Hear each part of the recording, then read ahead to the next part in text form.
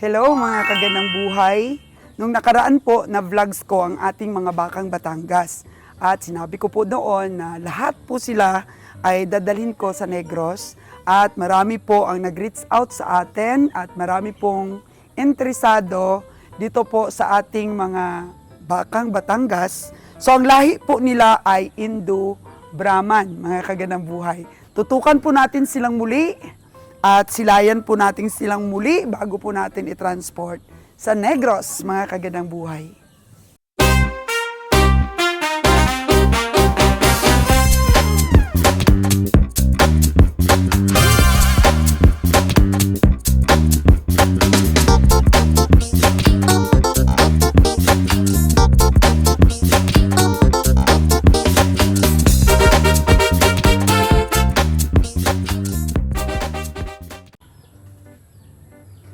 Ang oras po natin mga kagandang buhay is alas 5 ng hapon. Medyo gutom na po ang ating mga baka dahil ang ating team po ay nangumpay pa sa airport. Kasabay po ng pagdating ng ating isang truck kanina na mga katayin na kalabaw at mga baka papunta po ng Cavite. So hintay-hintay po sila. Yung last time kasi na feature ko ito sila kasama po sa atin pong development dito po sa ating cattle farm. Tapos marami pong nakapanood nun. Nag-reach out po sila sa atin mga kagandang buhay kung kailan daw dalhin sa Negros itong mga baka na to para makabisita daw sila doon sa ating base sa Hibaiyo. Meron pong nag-reach out sa atin, gustong-gusto daw niya itong mga baka natin from Batangas dahil Indo-Brahman. So, malaki ang tenga ron ng Indo-Brahman. Kaya gustong-gusto nila ito. Sabi niya, punta daw siya, baka makapili daw siya ng apat. Apat talaga. Wow! Mga puti. I-grab nila yung opportunity ron dahil siguro di na mauulit na magbiyahe pa si Kabeng Roger ng mga bagong walay na mga malalahing baka. Ano bang nangyari nun? Napakahirap kasi dito pag dating dito, mga bago pa lang, hindi pa sanay kumain yung iba, tapos hindi pa na-immunize, wala pang purga, tapos may mga sakit, may bulag, may daming mga sakit. Oo, kasi nakawala kasi yun ang babaeng baka. Tapos isa lang yung nadakip. Dalawa yung nawala na nakawala. Hirap talaga Hirap talaga pa-recover. Sabayan pa yun ng walang halos kumpay dito noon na napakainit, walang ulan. Kaya yun gutom na, kinakain na yung tali Oo, gutom na sila. Ano kaya kung bigyan mo muna sila ng feeds tapos Wala ang tubig? feeds. Saan Ubos. kaya nilagay ni Jojo yung feeds niya? Ubos yung feeds, dito lang yan nilalagay. Oo. Kumpay lang ngayon talaga. So, late ng konti ang atin pong nagkumpay, mga kagandang buhay. Maya-maya dito na yan sila. Hindi naman niya nahayaan nila na mawalan sila ng pagkain to. So gusto ko sanang ibenta ito kay Sir FF Harris itong Indo-Brahman na to kasi nakakuha siya sa Subel. So ano naman yun, Brahman naman yung nakuha niya. Wala pa siyang Indo-Brahman. So natin ito. Benta natin kay Sir FF Harris at kay attorney. Oo, busy sila ngayon dahil tatakbo yung anak niya sa pagka-kongresista. Sa kanya yung dalawang babae, pero ang lalaki, nasa 7 ang lalaki. Ito ang lalaki nito. So, marami na pong nag-reach out sa atin na punta sila. Lagyan mo ng tubig ron. Parang talaga sila. Uhaw. Oo. Dahil medyo malayo pa po yung kinukunan natin ng kumpay sa kanila. Doon pa po sa pahingahan ng ating mga kataying baka. Ayan grabe. Ang ganda ng katawan ron, Pasensya na po kayo at alas 5 na po ng hapon. Siyempre, hindi pa kami nakalinis. Nakalinis po sa Bukas pa to ng umaga, linisan.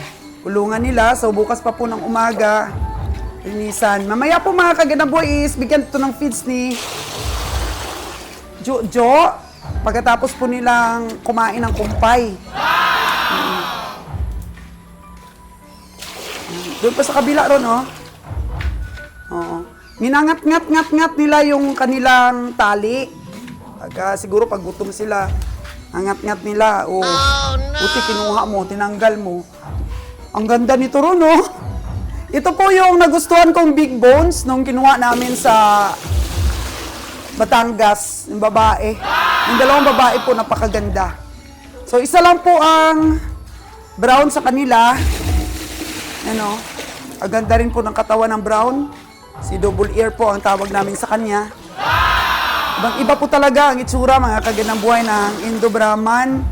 So, pagdating po sa Negros, punta po kayo doon po sa aming base sa Gihulngan. Kasi, next time, si Kabeng Roger po ay hindi na magta-transport ng mga bagong walay sa nanay. Oh, hirap. Hirap po mga kagandang buhay. So kung o-order po kayo yung mga ano na lang, yung mga ano na ba, yung kompleto na sa bakuna, na para ayos po, hindi po sila ma-stress masyado sa biyahe. Dahil siyempre may panglaban na yung katawan nila. Oo, na ano na ba sila? Na prepare na para sa pag-dispose sa malalayong lugar. Oo. Kasi marami ka naman pong mabibili na ready na. Ready na talaga ang katawan, hindi yung hindi pa napurga. Kasi ito, kakawalay sa nanay itong nga ito eh. Kaya talagang si Ron ito ang nagsumikap na malagaan sa purga, malagaan po sa vitamins, at araw-araw po sila nagkukumpay. Nga lang po at medyo na-delay po ngayon dahil dumating po ang ating mga baka. Tumulong po doon sila Manager Bio at saka sila Jojo. 4 po sila tumulong doon sa truck natin. Na-delay sila po sa pagkuha ng mga damo. Pero actually, maaga pa naman. Pero talagang ganun ang mga baka. Madali lang magutom. So may feeds dyan, Ron? Wala. Okay. Kung saan nilagay ni Jojo natin. Kamusta naman yung ano mo, yung itikan? May progress na? Mag-progress na. Naitika natin, malapit na matapos. Ay? Oo. Sige nga, puntahan natin. Tara mga gandang buhay, puntahan natin. Ano kaya ang mangyayari dito sa kulungan kung ano, na kuha na yung mga baka na dala na sa Negros? Pwede ba natin itong ma-ship muna sa Itik? Pwede naman to ship sa Itik. Oo. Ayun lang mga kaganda mo, hindi naman ma-waste itong building na to dahil hindi naman tayo mag-e-end up sa pag-alaga ng mga baka. Talagang kapag ka nag-upisa ka talaga ron ng pagbenta ng baka, nasa pag-aaral natin, hindi pala maganda kung bagong walay yung kunin. Ay, hindi. Kaya next time mga kagandang buhay, pag kami po ay nagbiyahe ulit ng mga malalayang baka, yun na, meron na po kaming leksyon na dapat yung ano na, malalaki-laki na. Hindi na yung bagong walay. Oh, parang mga yearlings. Mga yearlings na po, mga kagandang buhay, ang aming dadalhin dito. Kasi ito mga ano pa lang ron eh. Hindi pa marunong kumain yung iba. Oh, yung iba. Tapos iyak ng iyak yung iba. Yung parang bago talagang walay sa nanay. Oh, parang hindi talaga sanay. Parang naghanap pa ng nanay ba? Oo, kaya nahirapan tayo. Tapos malaki yung tiyan. Parang purga eh. Walang experience kasi si Kabeng Roger, pero at least malahi po yung nabili natin. Pero yun nga lang, hindi pa sila na-prepare. Hindi pa sila na, bakunahan. Yung mga napier natin, oh. Parang tumubo naman yung mga napieran. Oh, maganda dito yung pagkatubo, yung uling tanim, yung nilagyan nila ng plat. Oo. Okay na, success na yata yan. So okay na ba yung order mo na maitik? Oo, meron na rin, pero maghanap pa para marami. Yan na oh. Yan na yung forma niya. Makakagandang buhay. Nung last time po na na-feature natin, maraming basura ito ron, oh.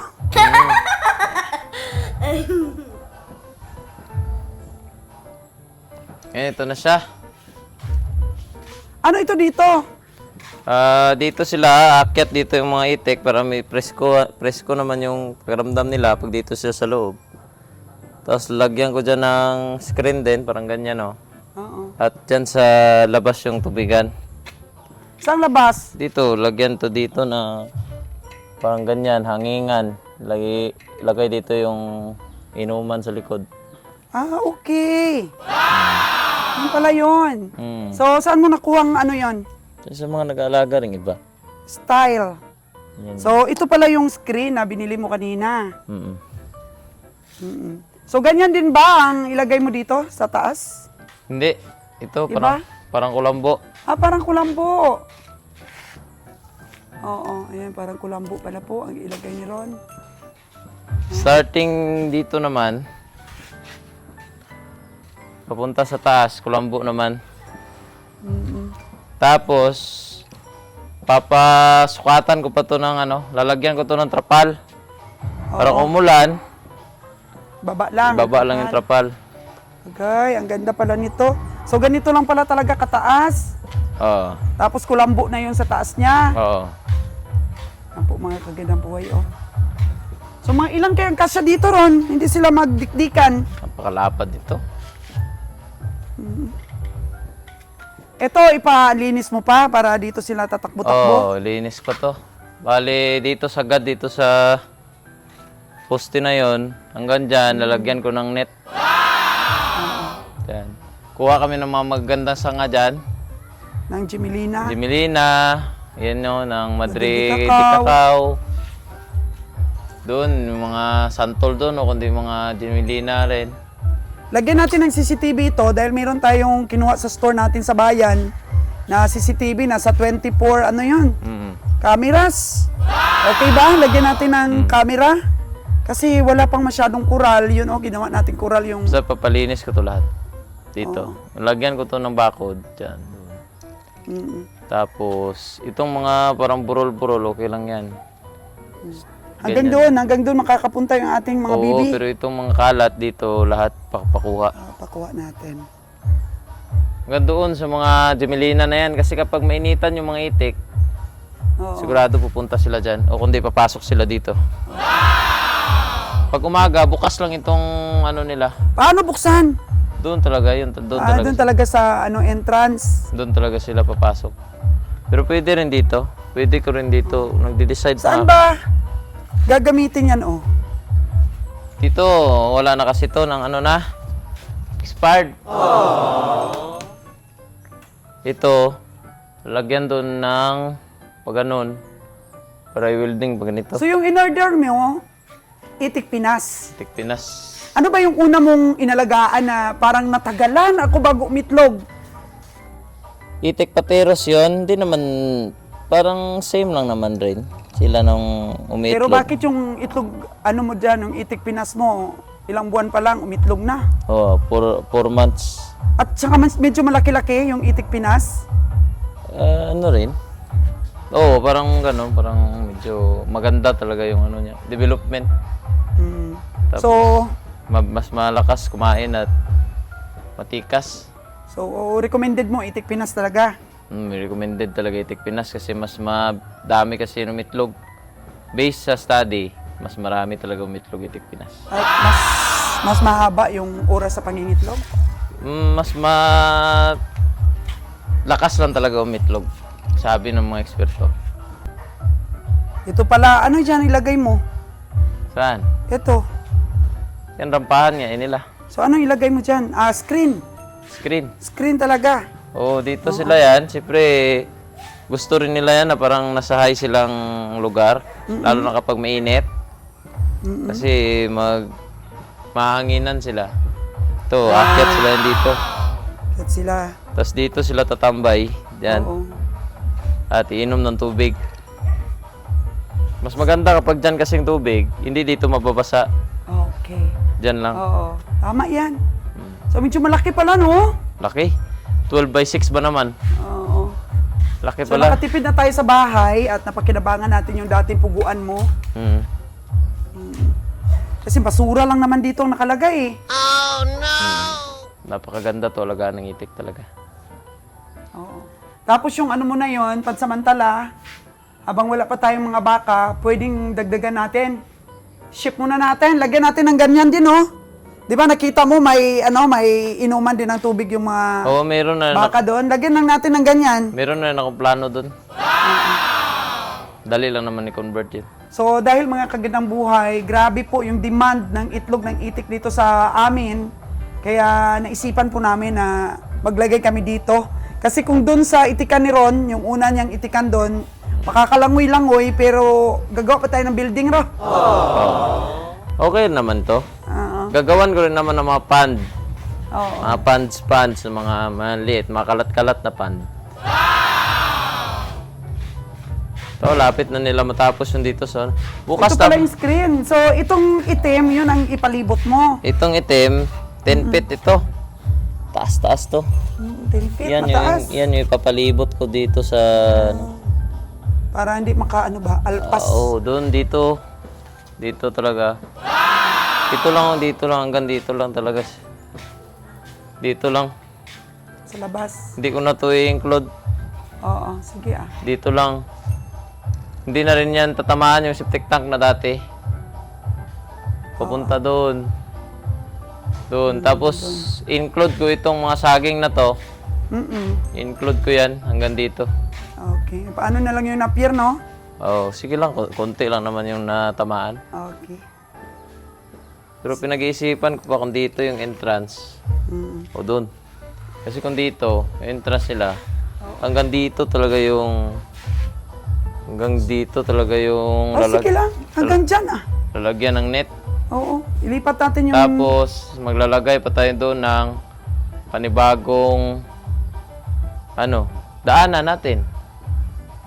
Lalagay pa tayo Dali lang doon ng yan. daanan natin. Ang Kasi kung importante. dito, dapat wala ditong entrance. Oo. Malapit dyan sa tao kasi. Oo, tama yan. So, ayun po mga kagandang buhay. Ang plano ni Ron. At napakaganda po talagang kursong maging agriculturist dahil may pera po talaga sa farming. Kaya yun, update po ito. At kukuha na po kami ng aming mga itik. I-vlog natin. Papakita natin sa inyo. Ilang buwan na ba yung itik na bibili natin? Ayaw ko ng ready to lay na talaga kasi baka mahaluan ng matatanda. Oh, plano ko kasi Mga 3 months lang. 1 month to 3 months lang yung Ayaw bibili ko na. nang umiitlog na kasi may mga madaya. Pati yung mga nila matatanda, isali nila sa pagbenta. Dito kasi sa atin, sa Panay, maraming ganyan. Maraming mga mudos na ganyan. Sa Luzon kasi sanay na sila doon. Dapat inaalagaan talaga nila yung image nila. Dito kasi sa atin, makabenta ng ilang times, bahala na. Darating din bang oras na maging breeder ka rin? Magbe-breed rin naman ako, marunong rin naman ako. Kaso lang, wala pa ako materyales kasi nga magkakapatid naman doon. So maganda pag-aralan mo pa kunti-kunti lang muna para bago ka magdami, yung perfect mo na. Mag-aaral talaga tayo dyan magpapisa. Aral ka ron. Marami tayong matutulungan ng mga farmers. Bukas, papa-electrical na to. Oo. Lagyan ko to ng ilaw. Pero may connection na rin to. Kaso lang, kinuha na.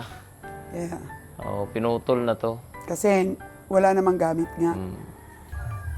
Dinodocument lang po namin ito ni Ron, pag-umpisa namin dito ng itik, mga kagandang buhay. Itik. Dahil maraming nanonood sa atin ng mga OFW. Kasi, syempre, minsan yung ibang mga OFW, nagsawa na ba? Nagsawa na sila doon sa kakatrabaho sa ibang bansa.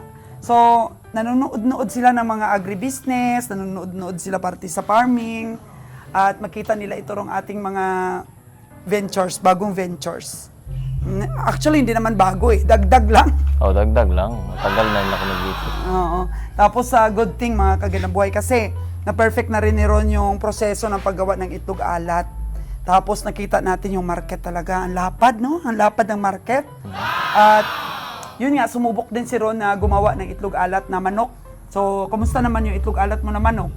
Maganda naman, naubos naman. At wala namang reklamo. Nasasarapan naman yung mga tao. So, mostly talaga yung ginagawang itlog alat dito po sa Manok. ating lugar, manok. Manok talaga dito So, sa Aklan. Advantage talaga tayo kung mag-alaga tayo ng maraming itik.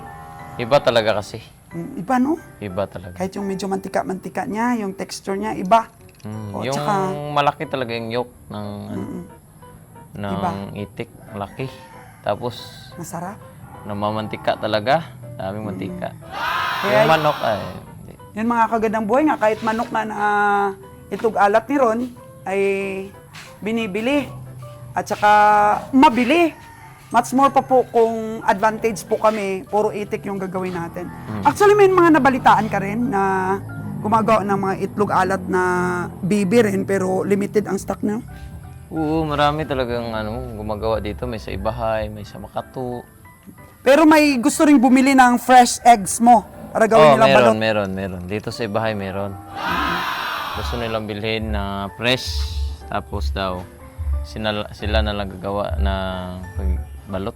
Pero ay, So hindi na mahirap yung market sa atin dahil siyempre maraming nanonood sa ating mga vlogs at sana maraming ma-inspire, no, sa project natin na to. So uwi na tayo dahil gabi na. gabi na. Oo. And then mga kagandang buhay, alis na ulit ako sa Negros. Mauuna po si Kabayang Roger sa akin dito para makuna ng mga papilis ang mga baka at umiiyak na po ang ating mga baka. Dahil siguro, Ron, hindi sila sanay na ganitong oras, hindi pa sila nakakain. Oo. Oo. Kasi lagi pong maaga yung kain nila. It happens lamang po na meron pong tinutulungan yung ating mga cowboy. Dumating yung ating mga katayin ng mga Kunin baka. natin yan, Mao. Oo, ayoko na. Sakitan ang tiyan ko sa bayabas. Yun o, hindi yan bayabas, oh. Ano yan? Lansunis. Lansunis yan, oh. Daming bunga, no? Daming bunga na lansunis namin. Ayan. So, ang daming scrap dito. Ron, yung mga...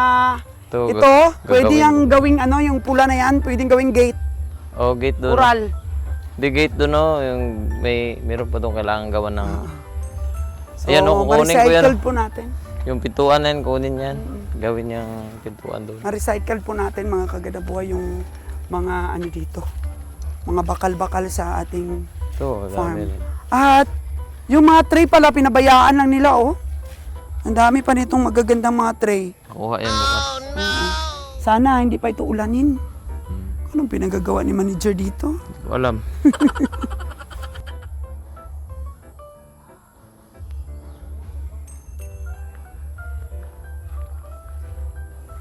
Hello, Marjorie! Ito po yung bahay ng ating caretaker po dito. Uuwi na kami. Ang sarap po sa feeling mga kagandang buhay na meron tayong project na alam po nating hindi mawi-waste ang pera natin, yung sigurado po ang investment. No, kasi nga napag-aralan na ni Ron. Sa ano yan, Ron? Lumber. Sa kukulamber na ginamit natin sa itika natin. Sa bakal ko sa Conmigo ay ambal binanda ang gwapo nga gabrigat lumber, tibay ng lumber. Kapag gwapo pa lang nagtitinda, matibay ang lamber. Oo, man. Binula ka pa, amigo. Agad makautang ulit. Ano po ang buhay farmers? Mga kagandang buhay, mababawi naman po natin yung ating mga investments. 5 tarunan. 3 tarunan, be. 3. Okay, 3-5 na. Okay. Sige, boss, ha? Santol po, mga Kulang kagandang pa buhay. to, Ang dami niyang mabuo lang bunga. ito, ah. Tapos may centuries pa tayo. Sige, boss.